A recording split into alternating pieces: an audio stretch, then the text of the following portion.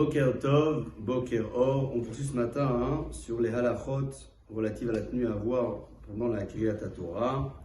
On parle toujours des interruptions plutôt qui sont interdites ou problématiques entre les montées les unes les autres, notamment lorsqu'il s'agit par exemple de dire à Mishéverach, il est bon d'écourter ses brachot dans la mesure du possible, bien évidemment. S'il y a une ashkava, un Mishéverach important, on le fait, bien évidemment, mais il y a des Mishéverach qui sont extrêmement longs et pour ne pas que ce soit considéré comme un hefsek, une interruption, entre les montées, on devra les écourter.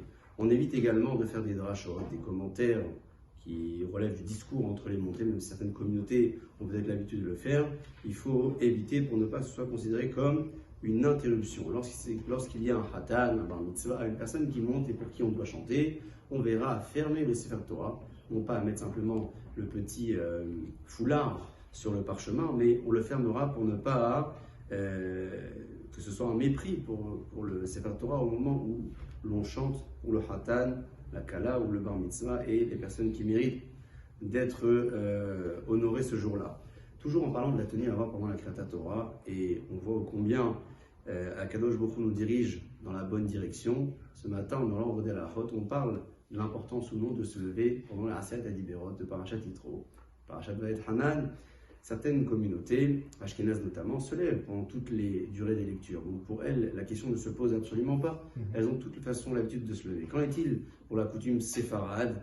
Les séfaradim, normalement, ne se lèvent pas avant la Aseret Adiberot pour ne pas que ce soit un kavod donné aux 10 commandements uniquement qui laisserait l'impression de mépriser le reste de la Torah. Ce que l'on fait lorsque l'on a déjà eu l'habitude de se lever pendant la Aseret Adiberot, c'est de se lever depuis le début de la montée, de telle sorte à ne pas témoigner un kavod uniquement pour les 10 commandements, mais témoigner un kavod pour le reste de la Torah, puisque la montée des 10 commandements n'est pas composée que des commandements, il y a également d'autres parties.